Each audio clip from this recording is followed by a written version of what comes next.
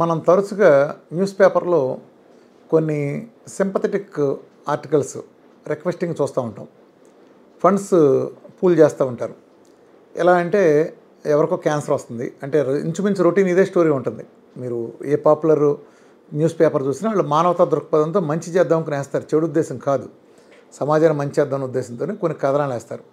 ఎలా అంటే పలానా ఊళ్ళో ఫోటోతో సహా వేసి ఇదిగో ఇట్లా క్యాన్సర్ వచ్చింది ఈ చిన్నపిల్ల లేదా ఇతని భర్త లేదా ఇతని భార్య ఇలా ఈ రకంగా వేసి వీళ్ళకి క్యాన్సర్ వచ్చింది, గవర్నమెంట్ హాస్పిటల్ చూపించారు, ఏదో తగ్గలేదు, ప్రైవేట్ హాస్పిటల్ తీసుకెళ్తే మొత్తం తగ్గించేస్తామన్నారు, 15 లక్షలు అవుతుంది లేదా 20 లక్షలు అవుతుంది, 10 లక్షలు అవుతుంది, వీళ్ళు రోజువారీ కూలికి వీళ్ళకి స్తోమత లేదు, లేదా ఏదో ఇల్లు అమ్మేశారు అది లేదు, దాతలు మీరే ఆదుకోవాలని చెప్పి నెంబర్ ఇస్తారు.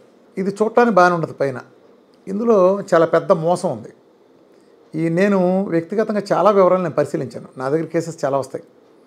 వచ్చినప్పుడు పరిశీలిస్తే ఏముందో తెలుసా మీరు, ఎంత దిగ్భ్రాంతికరం ఉంటుందంటే వీడు చెప్పే ప్రైవేట్ హాస్పిటల్లో లెటర్ కూడా ఇస్తాడు, పేర్లు ఎందులో కానీ వీళ్ళందరూ నిజంగా చూస్తే వణుకు వస్తుంది. వీళ్ళ ధనదాహం చూస్తే మామూలుగా ఏం చేయాలి, చారిటీ కోసం ఇట్లా మాకు ఇంత అవుతుంది ఖర్చు, ఇదిగో ఈయన కీమోలు కొడతాం, ఈ పిల్లడికి 10 కీమోలు కొట్టాలి లేదా 20 కీమోలు కొట్టాలి, ఇంత ఖర్చు అవుతుందంటారు. ఒక్కొక్క కీమోథెరపీకి ఎంత ఎత్తారు తెలుసండి, 1,25,000 నుంచి 1,50,000 ఎత్తారండి. ఎంఎన్జే లాంటి హాస్పిటల్కు లేదా గవర్నమెంట్ హాస్పిటల్కు ఇతర కొంచెం చారిటబుల్ కొన్ని హాస్పిటల్ ఉన్నాయి. టాటా లాంటి హాస్పిటల్కి వెళ్తే లేదా అడయార్ హాస్పిటల్ లాంటికి వెళ్తే ఈ ప్రైవేట్ హాస్పిటల్ ఏదైతే 20 లక్షలు అవుతుంది అన్నాడో వాడిది కనీసం 1,00,000-1,50,000 అయిపోతుంది మ్యాక్సిమం వేసుకుంటే. అంటే 1,00,000-1,50,000 వేరే హాస్పిటల్లో దాంట్లో కూడా లాభం మిగుల్చుకుని చేసే చోట వీడు వాడి ప్రాఫిట్లు అనేసి 20 లక్షలు ఇస్తారు. అయ్యా ప్రజలందరూ చూడండి, మనం దేనికోసం పోజేయాలి దాన్ని, ఆ డబ్బుని ఆడి ధనదాహం కోసమా, ఆడి దోపిడీ కోసమా?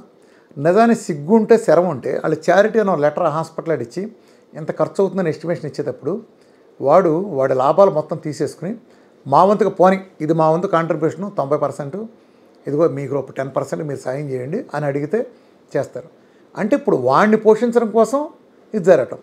రెండో చీప్ పబ్లిసిటీ ఏంటంటే ఇది ఒక గడ్డ ఉంది చూడండి, పిల్ల హృదయ విదారకంగా ఉంటుంది, ఆ స్టోరీ అంతా బ్రహ్మాండంగా రాస్తారు ఎక్స్పర్ట్లు కదా, 10 లక్షలు ఇచ్చేస్తే బతికించేస్తారు, జీవితాంతం బతికేస్తారు, పిల్ల పూర్తిగా తగ్గించేస్తారు అని అంటారు. అయ్యా మీరు అంత 10 లక్షలు ఖర్చు పెడితే తగ్గిస్తారా?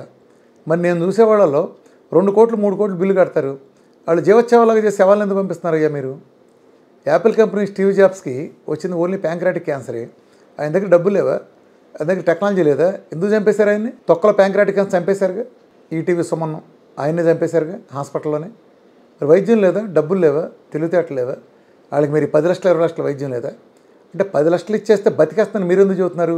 టాటా మెమోరియల్ వాళ్ళే చెబుతున్నారు. మరి నా ఒక ఆర్టికల్లో ఏదైనా సాంప్రదాయ వైద్యాలు మహా బతికిస్తే మా మందులు నెడుతూ మామూలుగా అప్పటి నుంచి కొన్నేళ్ళు అంటే ఒక ఎక్స్టెండ్ చేయగలిగితే ఒక 3 ఏళ్ల లోపు, కొత్త ఏమైనా ఇమ్యూనోథెరపీలో ఆధునిక పద్ధతులు అయితే ఒక 4 ఏళ్ల లోపు మాత్రమే పెంచగలని చెబుతున్నారు. ఇంతోటి దానికి ఏదో జీవితాంతం ఏదో తగ్గిపోయినట్టుగా మీరు ఎందుకు బిల్డప్ ఇస్తున్నారు? వాళ్ళని ఎందుకు మోసం చేస్తున్నారు? అహింసతో ఉండమని చెప్పం, ఆ సర్వీస్ చేయడానికి ఎంఎన్జే లాంటి గొప్ప క్యాన్సర్ హాస్పిటల్ చాలా ఉన్నాయి.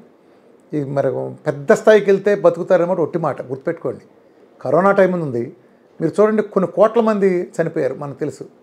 మీరు గుర్తు తెచ్చుకోండి ఒకసారి, మీ అందరిని అడుగుతున్నాను, ఎవరు చనిపోయారు? రోడ్ల మీద పోయే పాలాడా, పనోడా, కూరగాయలాడా, రైతు కూలినా, లేదా ఇళ్లలో ఎవడన్నా చచ్చిపోయాడా? మీకు ఎవరైతే గుర్తు తెచ్చుకోండి, మీరు ఒక్కసారి మీకు వచ్చిన ప్రతి శవాన్ని గుర్తు తెచ్చుకోండి. ప్రతి శవం హాస్పిటల్ నుంచి వచ్చింది. అంటే బతికినాడు వచ్చాడని మీరు అనొచ్చు, పోయిన వాళ్ళందరూ అందులోనే పోయారుగా, 100% దాంట్లోనే పోయారుగా, వేరే బయట ఇళ్లలో పోలేదుగా. వీధుల్లో తిరిగేవాడు మద్రాసు నుంచి ఢిల్లీ దాకా నడుచుకుంటా పిల్లని తీసుకెళ్ళాడు, ఎవడో చచ్చిపోలేదే. ఎవడైతే ఏసీలో ఉంటాడో వాడే పోయాడు. కరోనా అనేది ఒక చలికి సంబంధించిన జబ్బు.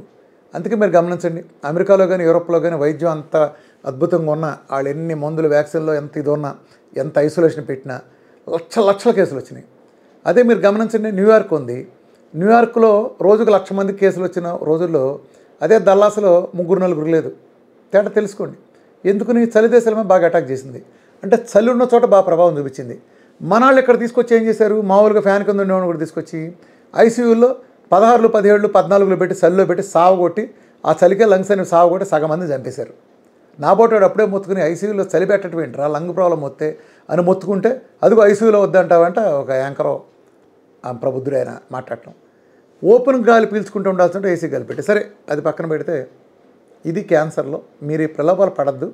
వాళ్ళు అలాంటి వాళ్ళు మీరు సాయం కాదు ఆ ఫోన్ నెంబర్ చేసి ఎంఎన్జే లాంటి హాస్పిటల్కి తీసుకెళ్ళమనండి. కీమోలకి వాళ్ళు ఎన్ని ఇస్తారు అంటే ఓ 10 కీమోలకి 10 లక్షలు చెప్తారు వాళ్ళు. మీరు ఇవ్వాల్సిన అవసరం లేదు. అదే డబ్బులు 1/50 వంతు కట్టినా ఎవరు చేసిన లేదా ఫ్రీగా చేస్తారు. గవర్నమెంట్లు బోల్డ్ మంది ఫ్రీగా చేస్తున్నాయి. ఫ్రీగా చేసిన బతకరు, ఇంకోటి బతకరు. లాస్ట్ ఇయర్ 12 లక్షల ప్లస్ క్యాన్సర్లు వస్తే 9 లక్షల ప్లస్ చనిపోయారు. భారతదేశం లెక్కల ప్రకారం చెప్తున్నాను. అంటే అందరూ వైద్యం తీసుకున్నాళ్ళే, 1000% వైద్యం తీసుకున్నాళ్ళే. పేదవాళ్ళకైనా సర్జరీలు, కీమోథెరపీలు అన్ని హాస్పిటల్లోనూ ఫ్రీగా చేస్తారు. అంతమంది ఎక్స్ట్రా బతికిచ్చే ఐటమ్స్ ఏమి వాళ్ళ దగ్గర లేవు. వాళ్ళకి ఏసీలకి పెద్ద పెద్ద ఆధునిక మిషన్లు తెచ్చి ప్రజల చెవిలో ఇది పెట్టడం తప్ప తగ్గించేది ఏదీ లేదని మీరు గమనించండి. మీరు సెలబ్రిటీ లిస్ట్ చెప్పాలంటే మెజారిటీ సెలబ్రిటీలు చనిపోయింది క్యాన్సర్తోనే. ఒక్కొక్కడు 1,00,000 కోట్లు ఖర్చు పెట్టగల కెపాసిటీ ఉన్న వాళ్ళందరూ చచ్చిపోయింది, క్యాన్సర్ చనిపోయారు. వీళ్ళకి ఏ రకమైన సొల్యూషను లేదు దాంట్లో. వీళ్ళు ఎంత బాగా వైద్యం చేస్తే అంత తొందరగా చచ్చిపోతారు. సో ఇట 10 ఏళ్ళు జీవితాంతం పోతున్నమాట అబద్ధం.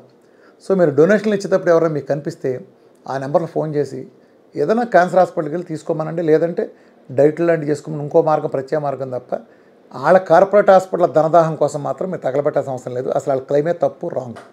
ప్రజలు ఈ విషయంలో జాగ్రత్తగా ఉండండి. Thank you.